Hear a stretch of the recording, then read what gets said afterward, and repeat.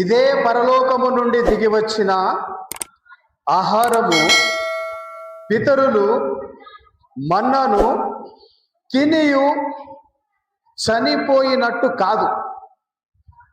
ఈ ఆహారము తినువాడు ఎల్లప్పుడూ జీవించునని నిశ్చయముగా నీతో, ఎవరితో?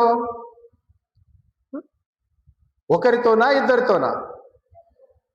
మన అందరితోనూ మీతో నిశ్చయముగా చెప్పుచున్నాను. ఇక చూసినట్లయితే, నా శరీరము తిని నా రక్తము త్రాగువాడు వానియందు నేను, నాయందు వాడు, చెప్పండి, నేను వానియందు నిలిచి ఉంటాడు. మరి ఆయన నీలో నిలిచి ఉన్నప్పుడు నీలో ఆయన నిలిచి ఉండాలి. ఆయన మీలో ఉండాలి, మీరు ఆయనలో నిలిచి ఉండాలి.